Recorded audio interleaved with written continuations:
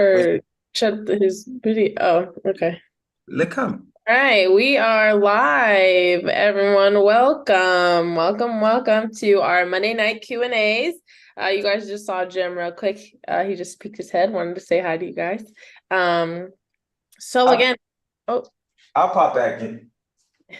he'll pop back in towards the end to talk a little bit about what we got going on for the rest of the week. But that will come later, so stick with us. And we will just get into tonight. So, Taina, did you want to introduce some of the stuff we will be talking about today? Hello everybody, welcome. Um, we are going to be talking about how we Airbnb without owning property. I know it's something that a lot of people are interested in because not too many people know how to do it or kind of what that entails. But this is the way we do things. This is the way that we teach people how to do things. And I just want to get into some of the details, not everything, because I can't give away, the whole kitchen sink, but we can give away some gems here and there. So that's what we're going to talk about tonight. And it also was something that I wanted to talk about because we have well, obviously our YouTube channel where we post a lot of videos, and every now and again I do get comments from people who are just so negative about, the way that we do things and because of their point of view of things. And also we have a couple other social media accounts. One that I'm going to talk about is Reddit.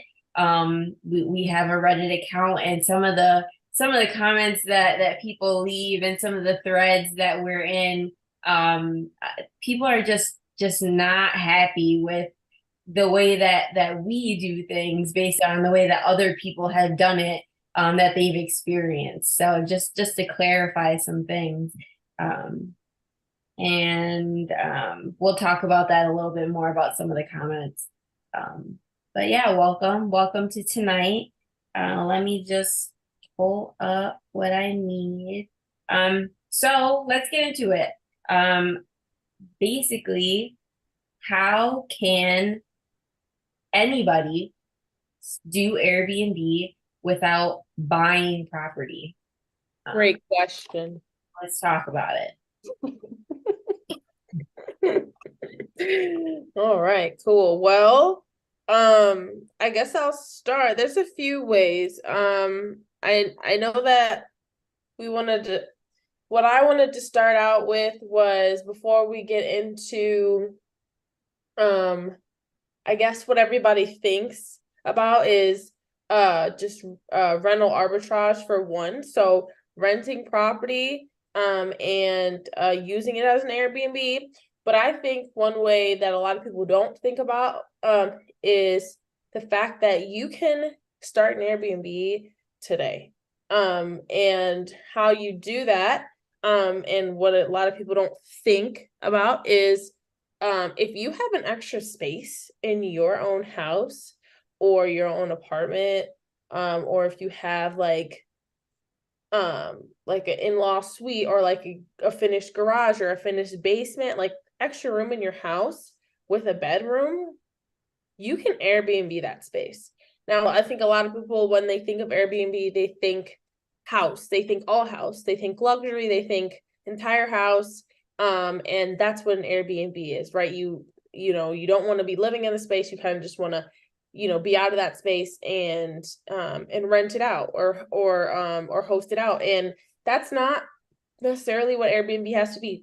If you have an extra guest bedroom, like any other space in your house, you can start an Airbnb or from it. So and how you do that, right? It's just the private room model. And that could be the start of your Airbnb now. And a lot of people feel like, okay, well, maybe I'm a little bit uncomfortable doing that, or maybe some people are like, I don't really care. Like, if someone is staying, in an extra space in my home, the only thing I think you would have to consider with that, is just like just do what you're comfortable with as far as listing that space out, right? It doesn't have to be like, the good thing about listing your own space out in your own house is you make the rules. If you're uncomfortable with someone doing one thing, you can forbid it. You know, there's rules that you can set in your own, on your own Airbnbs if it's in your own place.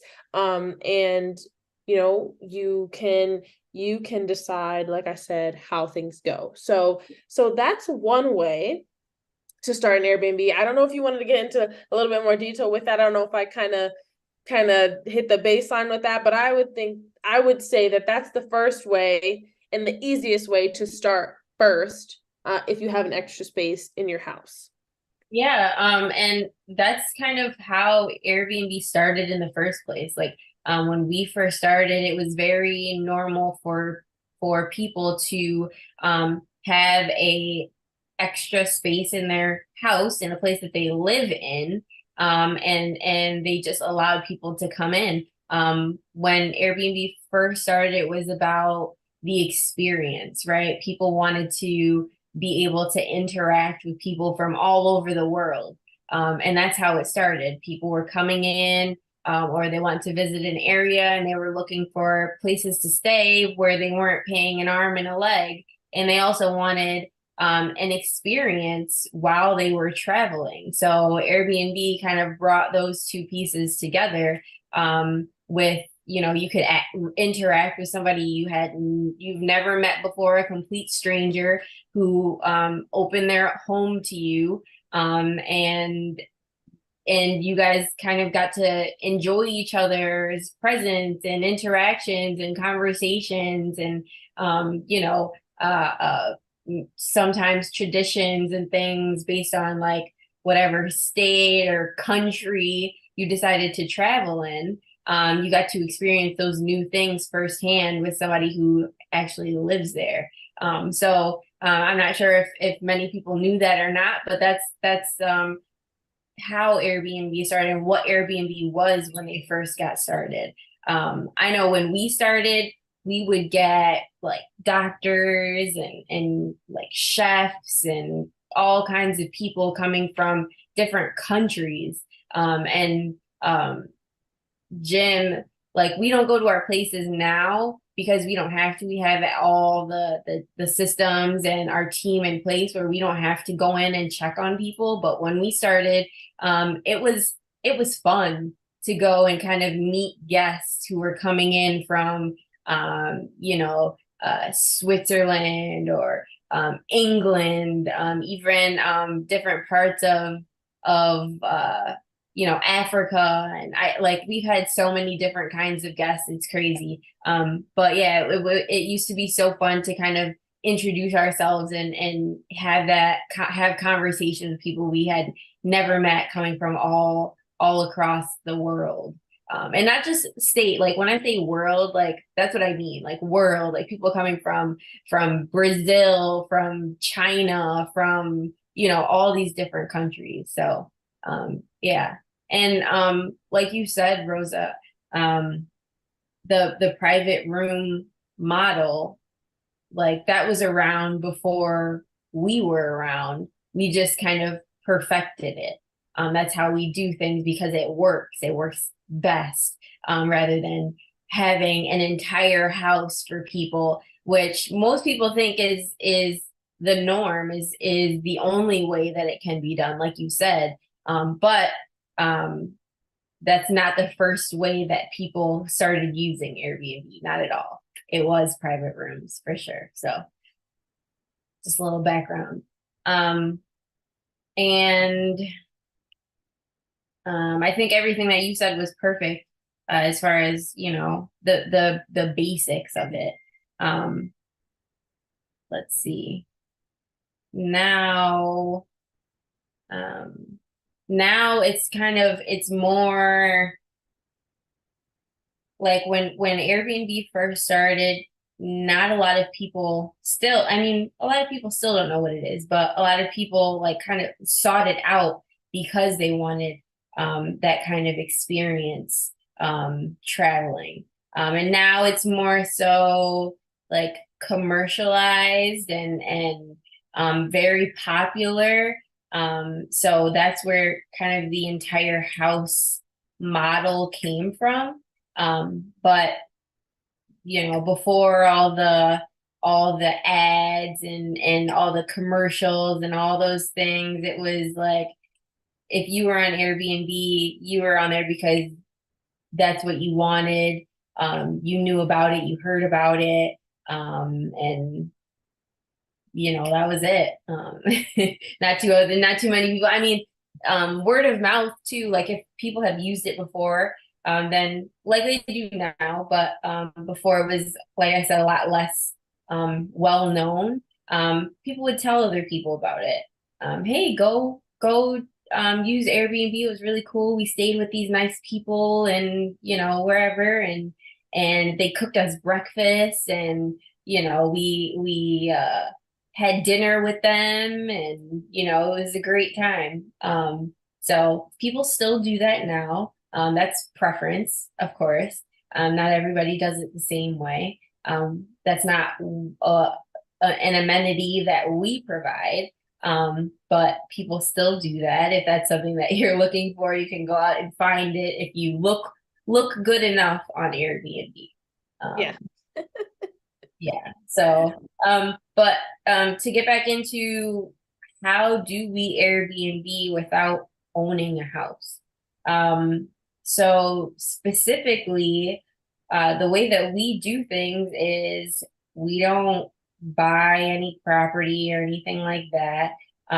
We go out and we use Zillow. We use Zillow and we sign a lease. So what Airbnb rental arbitrage is we rent out somebody else's house and list it on Airbnb. And of course there are things that you have to make sure that are in place before you go out and do that. You can't just sign a lease and then list it on Airbnb. Like you'll get flagged real quick and you'll have some trouble. But the way that there are methods that we teach people who have paid us to teach them how to do this. And there are specific things that you have to be careful of when you do that. But one of the main things, the biggest thing that we never skip over is the person that you're leasing from, that you have a lease from, that you're renting from, knows that you are using the place for Airbnb. That's the biggest thing. If the person that you are renting from has no idea that you plan on using their space for Airbnb, I can tell you by experience, by firsthand experience from stories that we get from people who have been doing Airbnb before they met us, you will run into a whole entire list of problems that you do not want to deal with. I know you can say the same, Rosa, but yeah, that's the biggest thing. If the person you're renting from doesn't know that you're going to be using the place to list on Airbnb, it's just a nightmare problem for you and for them. And Yeah, you want to be extra careful, and you also, it's, how do I say this?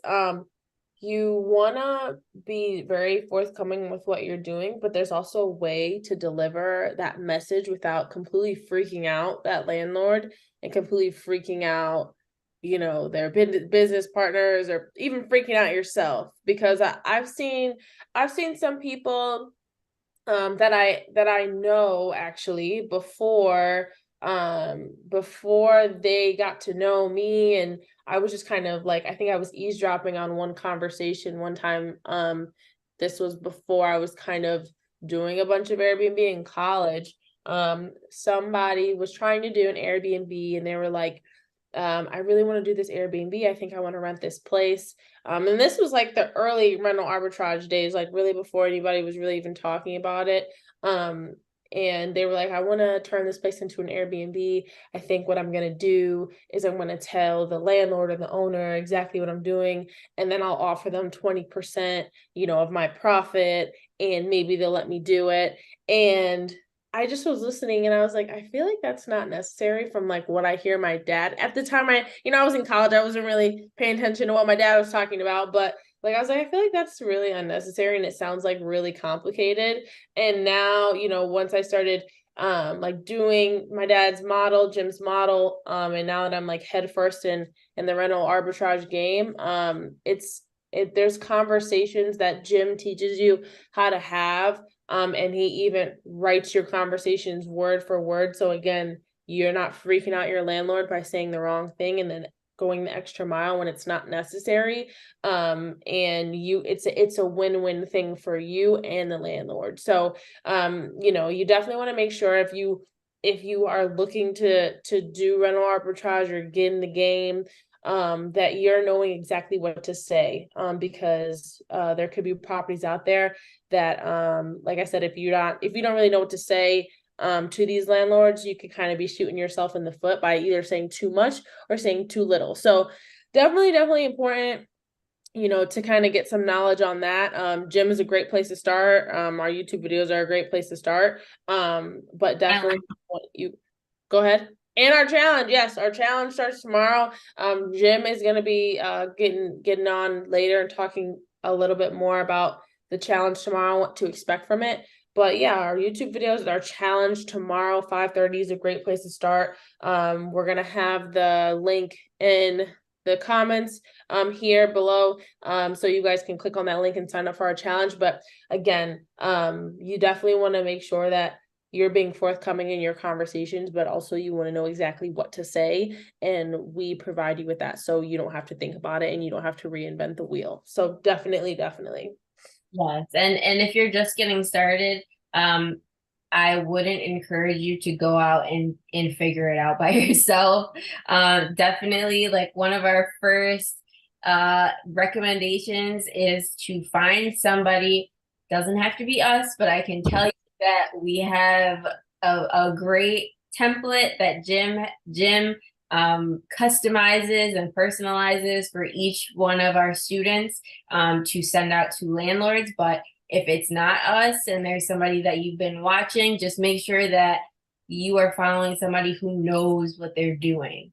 And the only way that you know that they know what they're doing is by seeing results. So find somebody that has results that other people can vouch for, because otherwise you're gonna figure it out, but it's gonna be tough. You're gonna figure it out the hard way through trial and error. That's just my piece about it. And there are also like the way that we do things, instead of buying property and we're renting from somebody, I think is super beneficial for like the communities that we do end up normally having our Airbnbs in. Right? There are certain criterias, that we make sure of when we are going and looking for places, like as far as making sure that our guests are safe, and that the property is safe, and that there's good, clear communication with us who are renting the space, with the landlord that we're dealing with. Because, if there's like a rocky foundation, it's just not going to be smooth if anything was to happen, right? And that adds to kind of guest experience. So if we have a safe place, then, we know it's a safe place. We know the area around is safe and our guests are going to be safe, then we go for it. But it also has to meet formula. We talked about this in other videos. Formula drives everything. That's the bottom line. But outside of that, making sure that the area is safe, those are places that are fair game. And going into talking more about like the benefits. earlier I said when people travel, they want that experience. They want a good experience of coming to an area that they've never been in. And I think it's really like to most people, they think that the places that you pick up have to be nearby, you know, all these attractions and hospitals or schools or anything like that, when this is a myth that we talked about, that is false. You do not have to be nearby an attraction, and that's one of the reasons why we benefit the communities that we're in, because we're not tied to a specific location. We look for places everywhere and anywhere as long as they meet formula and our guests are safe. So like I hear a lot of conversations about you know, people not thinking Airbnbs are safe, you know, are a good idea. Even some of the cities that we have students in, like there are laws and things that change based off of what people don't really understand. They've never done Airbnb, like from a host perspective, maybe they've never even traveled using Airbnb. But I can tell you, if some of these people who have reservations about it stayed in any of our Airbnbs or any of our students' Airbnbs, their mindsets would be completely different. I don't know if you would agree, Rosa. We have students on here, so many students who have Airbnbs in kind of the middle of nowhere, like in these big cities. And if you if you have never used Airbnb, or you want to go to a place where you think there isn't an Airbnb, like it's kind of like you're missing out in that experience. And because we have Airbnbs in kind of middle of nowhere areas, people come and they're so pleasantly surprised, and they get to experience something different, where otherwise they'd have to stay in a hotel and, you know, have to eat out every night and probably, you know, spend a bunch of money. And this way they get to enjoy the experience of whether it's traveling for work or just to visit, they get to enjoy the experience on their own terms. Yeah. And like that's why like we tell a lot of our students, like, don't look down on the place you live just because you think that nobody wants to come to that area. I like how Tanya was just saying, like there's been a lot of our students who at first were like, you know, I think I'm gonna do an Airbnb in Orlando, Florida, but I live in, you know, Detroit, Michigan. And we're like, for what? Like, and you know, and they're like, oh, because everybody goes to Florida. And it's like, yeah, because people talk about it, but like, you know, it's just a lot of times people, you're too close. Like you're too close to you're looking too close at where you are, that you're looking kind of past it. There's always something to do as far as work is concerned in those areas. And how Tina said, like just opportunities. If you are looking past, you know, where you live because you don't think that there's tourists, or you don't think there's people coming there or want to come there, you are probably missing a really big opportunity to make some really big money. Because, and we even say this, like if there's not a lot of Airbnbs in your area, you could be in the middle of a gold mine and you have no idea. You could be in the middle of a jackpot and you have no idea. And a lot of our students actually, we have a handful of students who were like, I'm literally in the middle of nowhere, but I'm trusting y'all. I'm just gonna get this Airbnb. We're trusting formula and we're gonna see what happens. And they are fully booked and busy 100%, maybe not 100% of the time. I think it's like almost though, like I would say 95, 90% of the time. Historically, like based on everybody that we've ever helped, we as well as our students should be at least 80% occupancy, 80 to 90% occupancy in your so yeah. Yep. So there's that. And don't miss out on your opportunity. Don't miss out just because you're not 100% sure why people would come to the place you're living, because Because even though you wouldn't, maybe even though you're, maybe not to your area as far as, what it brings, there's workers everywhere. There's millions and millions of people on this earth.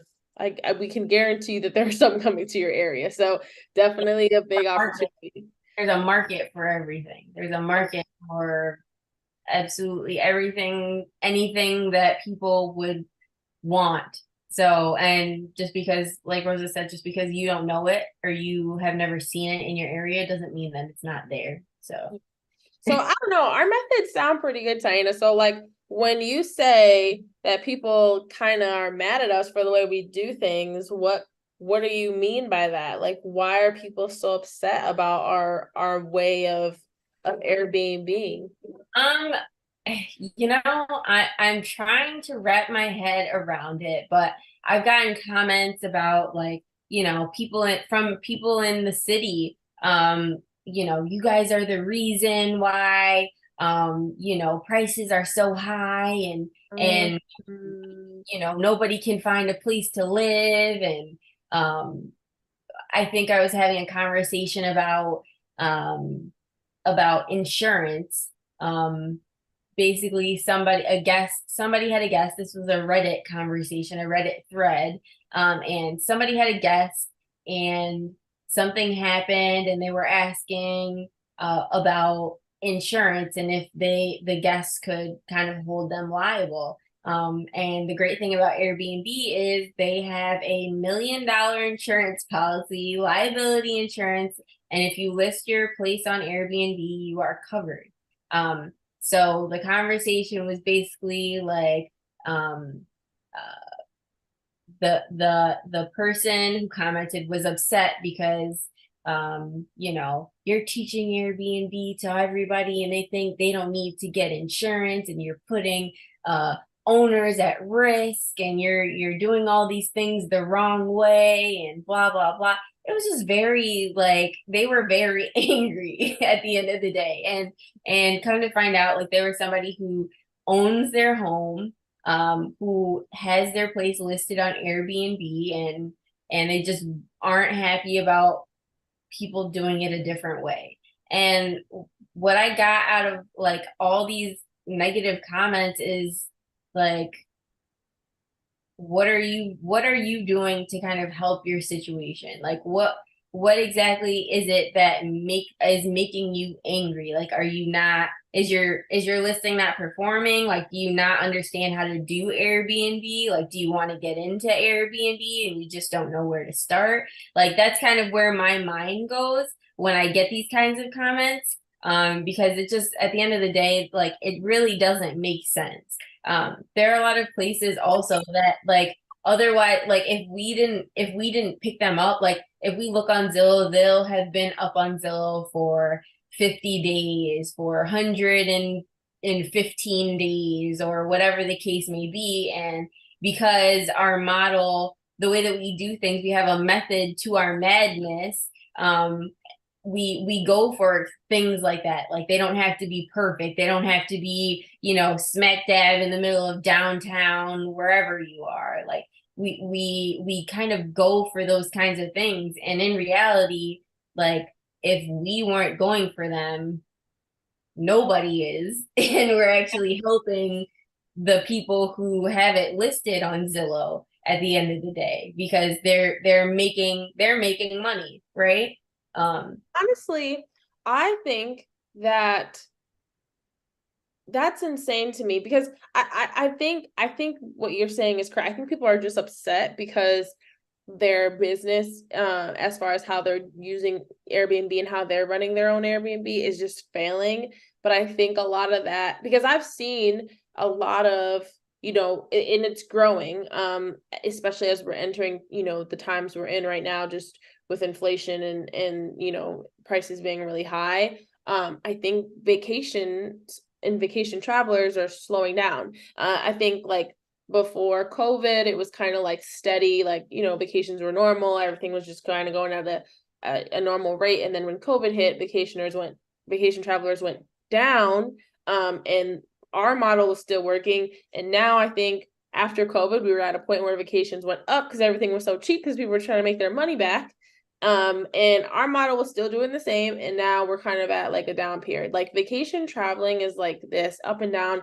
You never know like what the year will bring. You know, people are struggling with finances. You just can never guarantee vacationers. So I think that's why people are mad, because like just vacation travelers in vacations have just slowed down. And honestly, I think as far as, you know, kind of bringing it back to the way we help communities, I think if people used our model more, we would save communities. We would, like, all these Airbnb restrictions don't come from our model. They come from the model of people, you know, hosting, you know, locals and hosting vacationers and having their houses kind of like a free-for-all, and everybody can do whatever they want, and if you're willing to pay me money, you can stay here. I think when you're finding these Airbnb restrictions and these short-term rental restrictions, it's because of the people who are mad at us. We're not mad at y'all.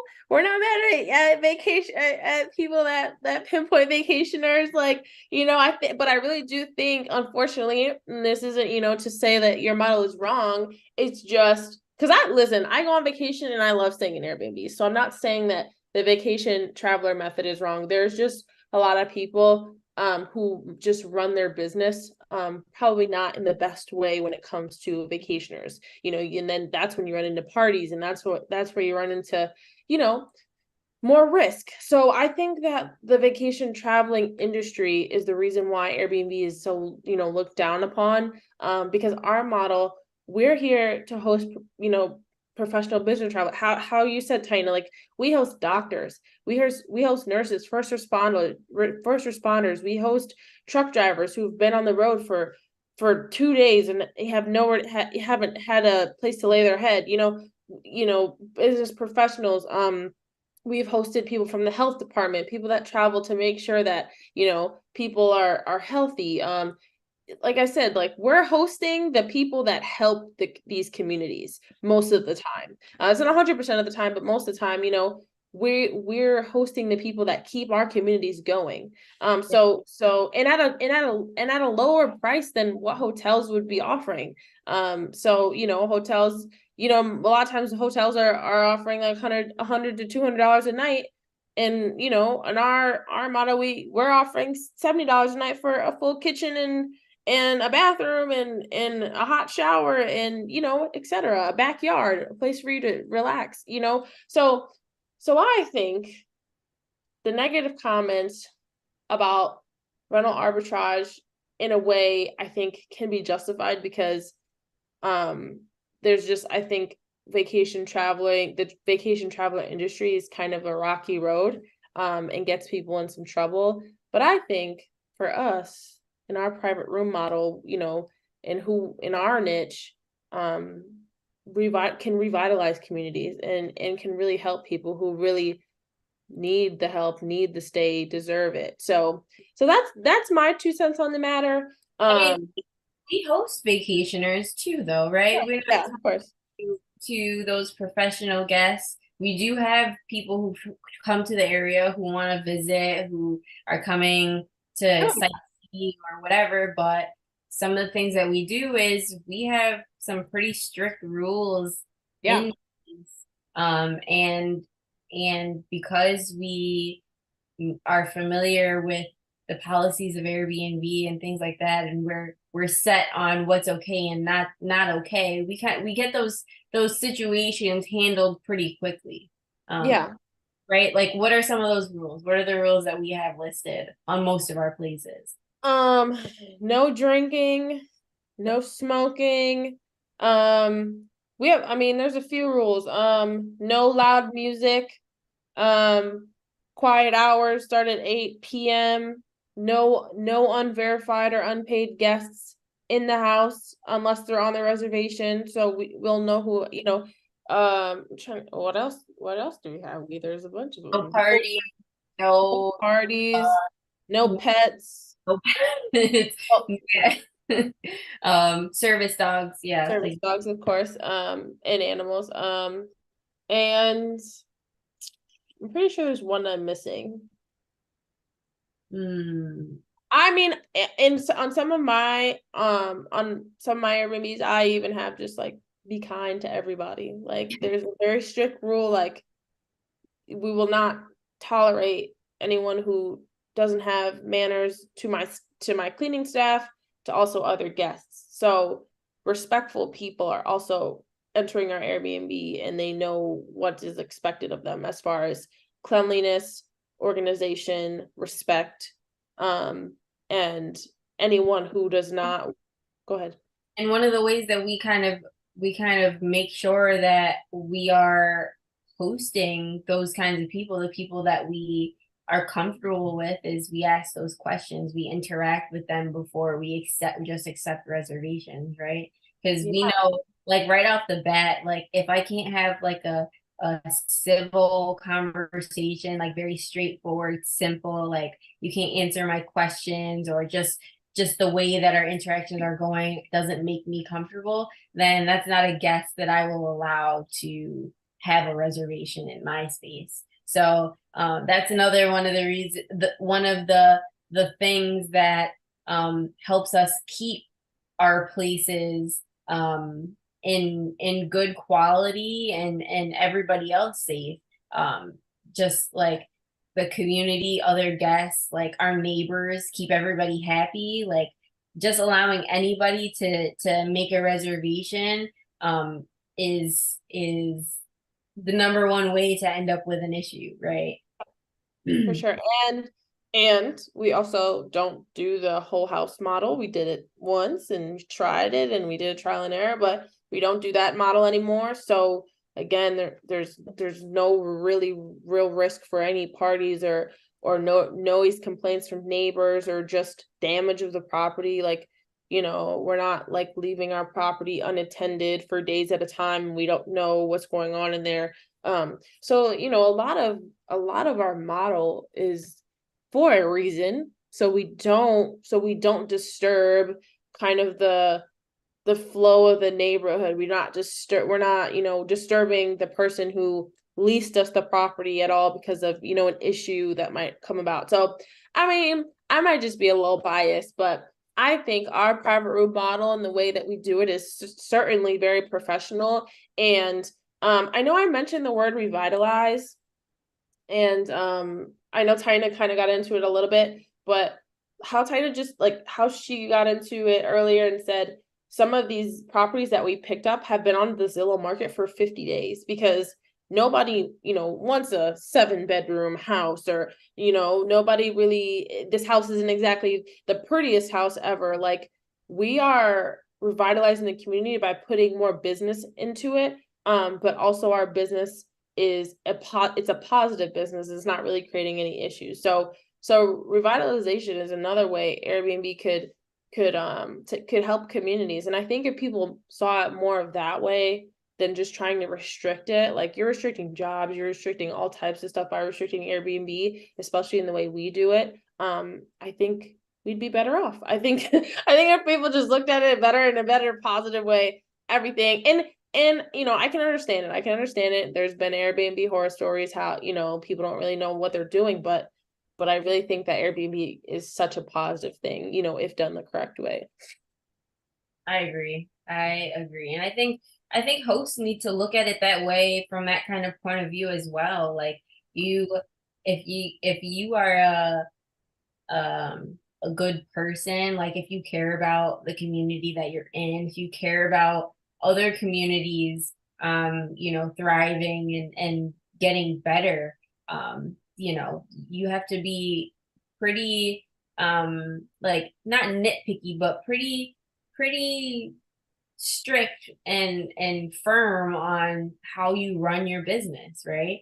It goes into all of that. If you're kind of just doing anything, allowing anything, you're not helping anybody. At the end of the day, like you're kind of hurting everything that's happening before you arrive.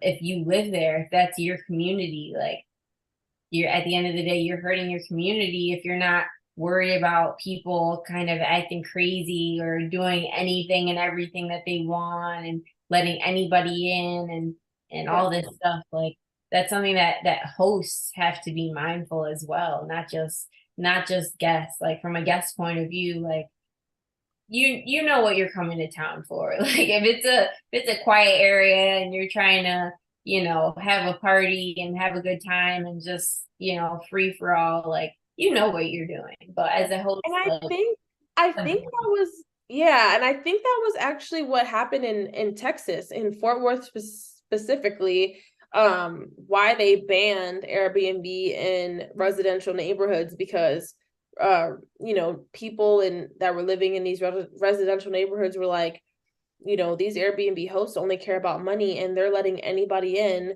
to these Airbnbs, and we're just worried about, the safety of our children and the safety of, the neighborhood, and that's valid, right? And again, that's why we ask the questions that we do. We make sure that all of our guests are Airbnb verified guests, and have a good track record. Again, like how you said, Taina, like we're asking the correct questions, and we're figuring out what you're in town for. Like if you're in town just to, if what you're telling us doesn't match up with what we think and we're just uncomfortable with you, it's just, we're not accepting everybody. And I think, like how we just were explaining, there are some hosts that will accept anyone. So yeah, I think that's actually what happened in Texas. And that's why Fort Worth, I don't believe allows Airbnbs in certain residential neighborhoods. You can only do it if you're like near a commercial property in some areas of Fort Worth. And I think because like things have gotten better, and there are more Airbnb hosts like us that are coming into the field, the restrictions are being pulled back a bit, because they're seeing that people are they're correcting kind of what was a mess before. So anyway, I just wanted to throw my 2 cents into there, because it's just super important. And you want to help your community, you don't want to hurt it. Yeah, and that goes back to kind of where we started this conversation. How are we able to do Airbnb without owning property? Like that's part of our resume, right? When we go and we talk to people and we're looking to sign a lease, like we can confidently say, like, our places help the community. We can guarantee you that we've never had any issues as far as like, guests having problems with our neighbors. Our neighbors are normally pretty happy with us because they don't have to deal with, rowdiness or anything that would make them uncomfortable. Like we have rules in place that keep our guests safe, as well as everything else outside of our property. We've never had issues inside of our property. And those are things that like we can stand on as hosts. Like we're able to say that confidently and proudly when we are going out and having these conversations, hoping to lease out a space in whatever area that we're in. And that gives the owners confidence in us, right? If you can't, if somebody asks you a question, you can't confidently answer it to the point that they believe you, like that's a problem. They're not gonna let you have access to their space or have access to whatever you're asking for at the end of the day. So yeah, that's like hopefully you guys are taking notes, because like all of this is all goes into the main point, like Airbnb without property. Like there are so many things that go into it. You can't just like go out and sign a lease and then I mean you could, but it's like we said last week, like anybody can start an Airbnb, but not everybody can be profitable, can make money doing Airbnb. And like that's and like our model has been proven successful. Once you rent, if you're a landlord and you're watching this, once you rent with one of our students, and this has been proven, whenever our students rent with a landlord, like landlords give them properties, like property on property. They're like, hey, I have 7 properties. I love what you guys do. You guys aren't an issue at all. You know, obviously some landlords have some reservations at first, but once you secure your first property with our model, it is, if that landlord has more properties available, it is almost guaranteed once they feel comfortable, they're going to hand you properties and you will never have to go searching for another property again if in fact they have more properties available. So I know that happened with Jim when he, you know, first started Airbnb 6 years ago. He found a landlord that loved what he did, and really understood kind of the goal and the story. And now we have, I think Jim has 4 of just his properties and still adding. So, so yeah, it's just it's a proven model that's good. And like how Tina was saying, there's so much that go into it. You just want to make sure you know what you're doing so you're not hurting yourself and you're not hurting your community. So yeah. And if you stayed and you watched all of this and you need some more gems, you want to get started, you just don't know how. We have a challenge. We do a challenge every couple weeks, but we have one starting tomorrow. And I'd suggest that you get your ticket, you reserve your seat, because like joining the challenge is really all you're gonna need before you get started. Your first step, like that's gonna be your first step. So I'd encourage anybody who, like, if this was helpful, the challenge is gonna be even more helpful to you to get started. Hey there, Dad. Welcome to the party. So let's the man himself, who you'll be spending 4 days with and an extra day. yeah. If you do reserve your spot in the challenge, has joined us right now. Yeah, thanks for inviting me to the party. Welcome, So welcome. nice job. You guys did a great job. I know we got deep tonight, huh?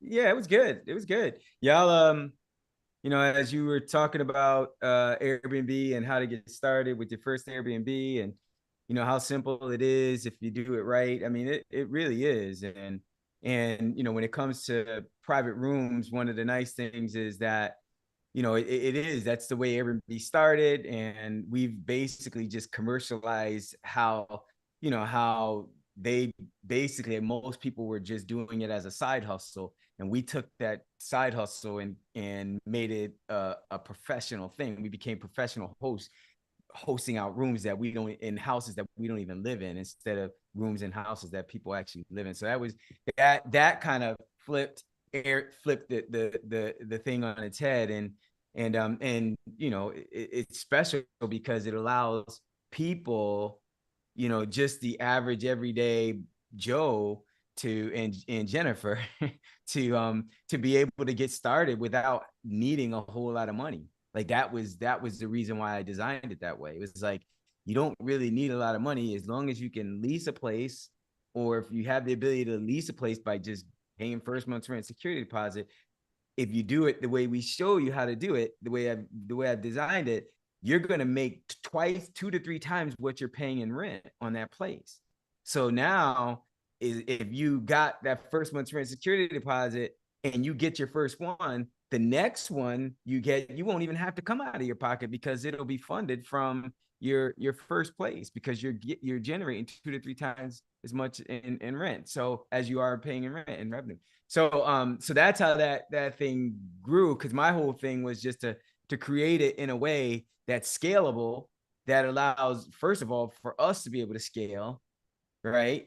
I wasn't even really thinking about teaching it, but for us to be able to scale. And I was like, man, this is so easy. And then everybody was asking, I'm like, man, like this really is cool. I need to let everybody know, because this, you know, people just, that financial freedom for their family. This is one of the ways it can happen. Right. So then we did that for like 3, 4, 5 years, teaching people that model, and people's lives were just changing. We've helped thousands of people. Their lives have changed.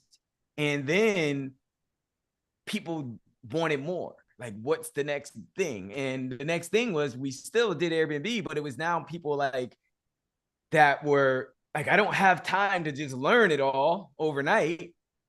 But I'm not really like in a position where I'm starting with a shoestring budget.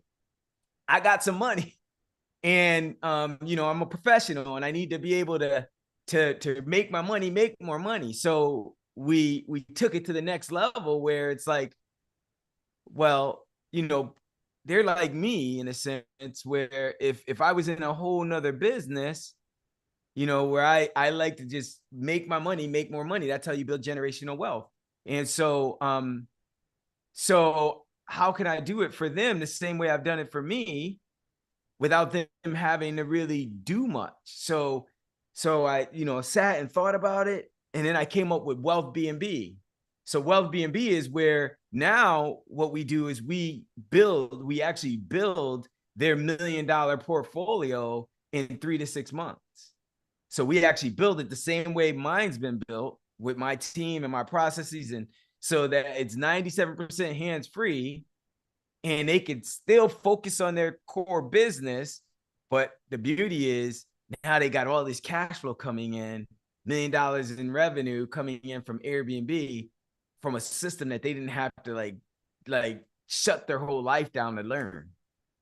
Right. And it's beautiful because not only does it generate more revenue for them, but it also helps to reduce taxes significantly. Like now they're not paying hundreds of thousands of dollars in taxes. They're paying very little taxes because of the real estate model on the Airbnb side, the way we've done it. And so, so that's pretty special. And they got something that their family, the whole family loves, because it's fun, it's easy, it's simple. Y'all all have it. Like just modeling right after the same thing that's worked for me and many people, you know, all of our students, most of them, the ones that at least are my age, you know, a little older, you know, just a little older, you know. I mean, I think I heard I had a birthday this week, but A couple of days. I heard, yeah. So I'll be the big 5'7", but most people that are my age or in their 40s to 50s, 60s that are doing it, they're looking at their kids. They want their kids to have something to do as well, right? There's something where they have another option where they don't have to go into the rat race, and they can have something that is scalable, right? You know, where they don't have to focus on punching a clock for 40, 50, 60 hours a week and giving someone else the best years of their life, right? With all the talent that God's blessed them with. And now being able to have the freedoms like you ladies have, like all your siblings have, and so that now you can use that time to really serve people with your gifts, and as well as your first ministry, which is your family, your kids, and your husbands, and in your case, Rosa, your dog. so I mean, I think it definitely would have been a disservice, and we wouldn't have been doing anybody good in keeping the kinds of things that we're teaching people and we've been teaching people just to ourselves, right? I know. And all the aspects, because how many people want financial freedom? How many people want to build a legacy? How many people want to have things to pass down for not just them, but their kids and their grandkids and anybody else that they could help? And like, I know one of the people who we spend a lot of time with, he said, answering questions people have asked, like, what would you do differently? If you could do anything, what could you do differently? And one of the things he says is, I would just do what I'm doing now faster so that I can enjoy it, so I could enjoy it sooner.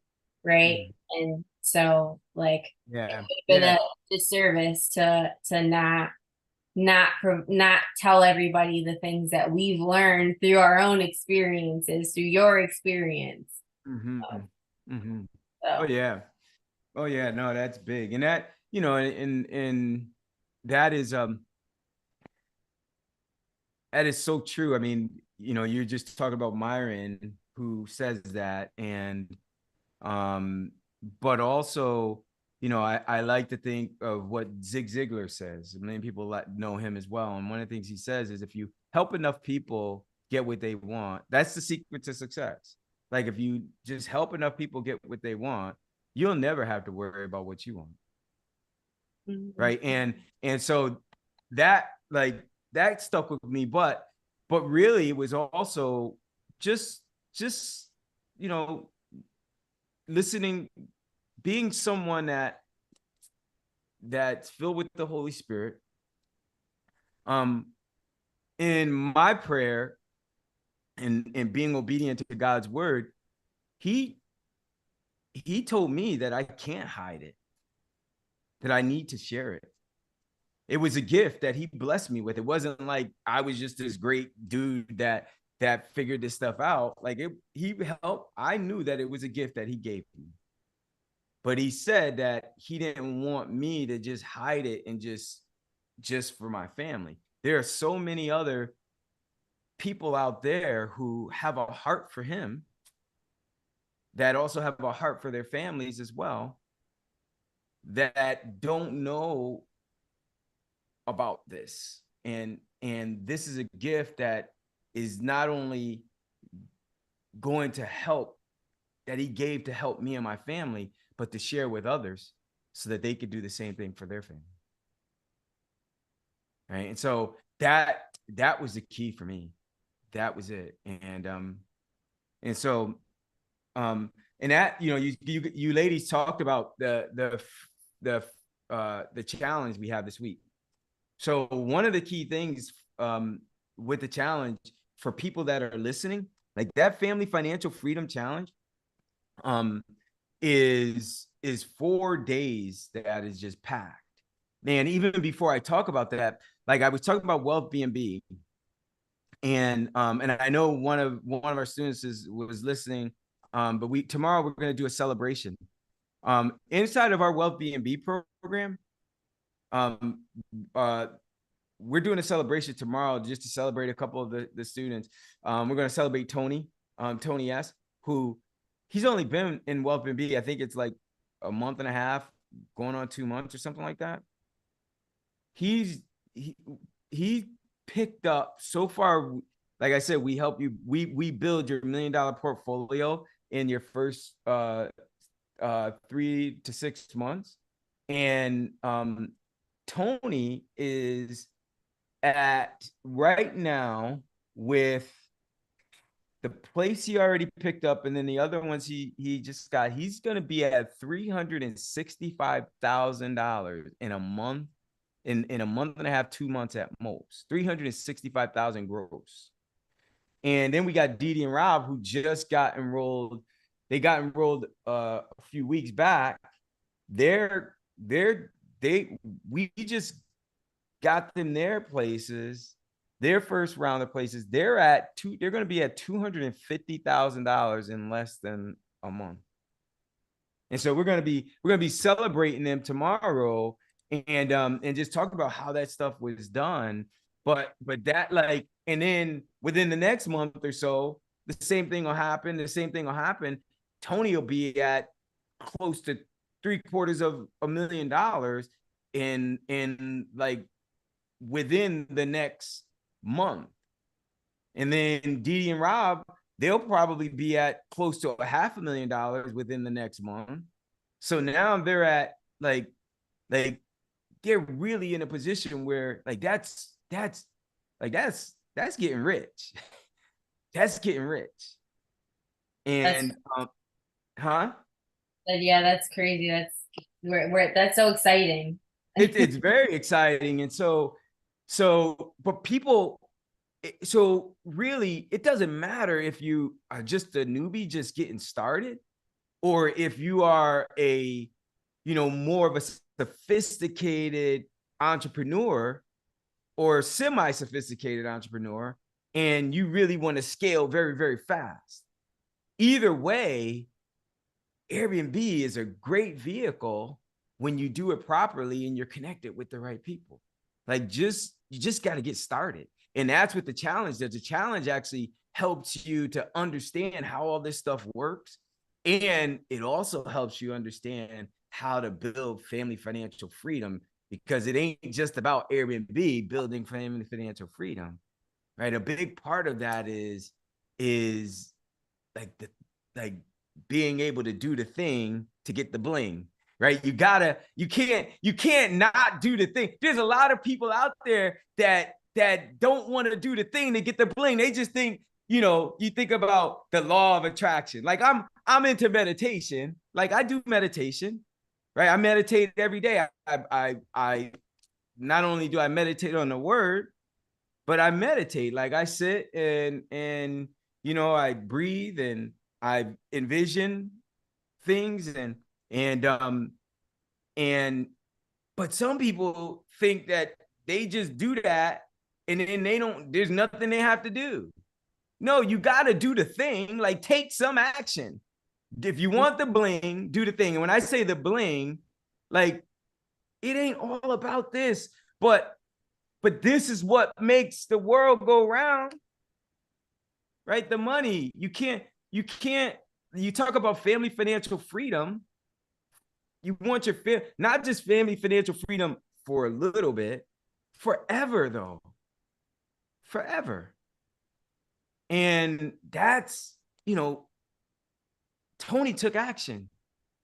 Tony's been in real estate for, golly gee, how long has Tony been in real estate?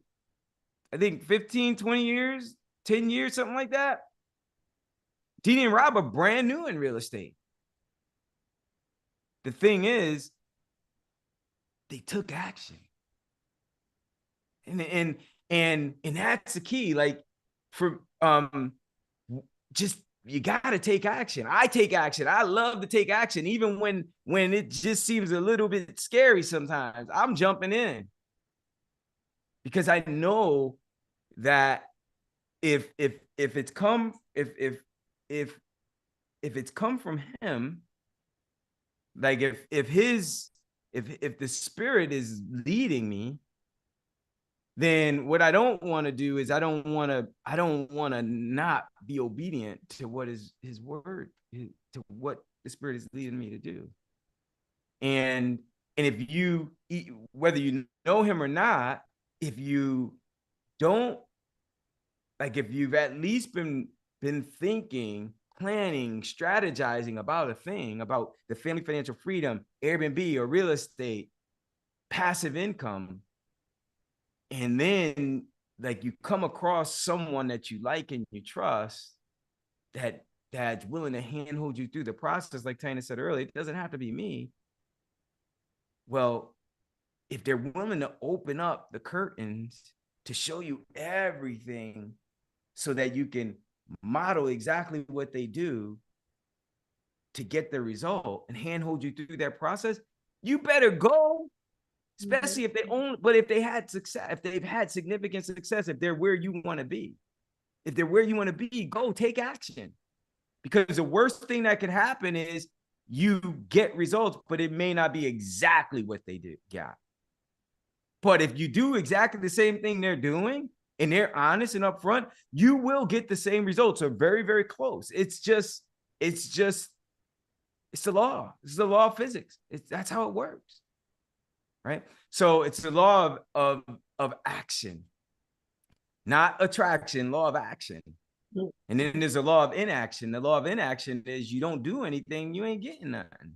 So you got to do the thing to get the bling. So over those 4 days, we're going to spend 4 days, 2 hours a day going through like the steps that you need to, the things that you need to do to get started, not just with Airbnb, but also how once you do get started, how to really scale up very fast. Because one of the things you said earlier, Tina, was what would you do different?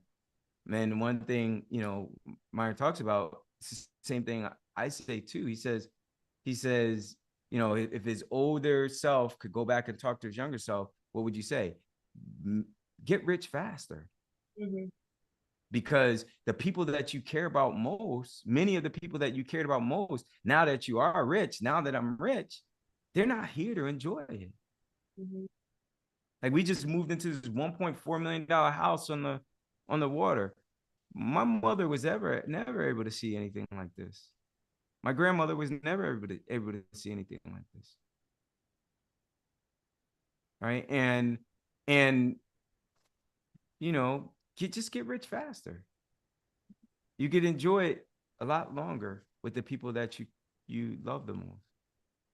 Right. And so we're going to show you how to not get rich slow to 40 years till retirement way.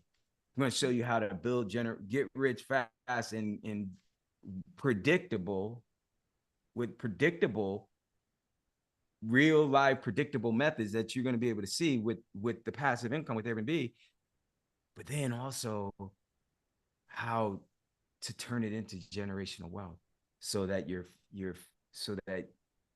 family benefits not just now while you're here, but well into when we out, because someday we're gonna be out. Right? That's it. Death and taxes. Right? So So we not so only drop gems today, we are also going to drop the link in the comments to you got the link? Okay.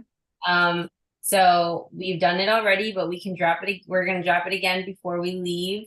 But also for those students that have taken that first step to that next level, those celebrations, is that going to be live tomorrow here? Tomorrow it will be live. Yes, it will. All right. And we haven't set a time yet, but we should know. It's gonna be sometime in the early afternoon, probably, or yeah, it'll be in early afternoon. It might be like around 12 or noon. I mean 12 or 1. So awesome. we'll talk about it. I'm just coordinating with a couple people. So that means stay tuned. If you are one of those people who we mentioned earlier, you will of course hear from us. We'll let you know. You know what we're gonna do? We'll put it inside. We're gonna actually schedule it. So if everyone who sees this, if they subscribe to the channel, and then they click on the notification button, There you go. when we schedule it, they'll get a notification to let them know when it's gonna be. So that way they can prepare. Perfect. All right. So there you go. There you go. Mhm. So take action for everybody who's watching. Do the Take thing. action. Do the thing. Don't let, what you think is true that isn't true stop you from doing the thing. Take action. And your first order of business is reserving your seat. So get Go started. ahead. Come on. All right. We will be back tomorrow. We'll be back on Thursday. We will be back tomorrow's Tuesday. So tomorrow, Wednesday, and Thursday, and next Monday. So subscribe to get that notification when we're live, and we will see you all. God bless you all. Have a Bless good you guys. Bye, See you tomorrow. guys. Great job, ladies. night, everybody.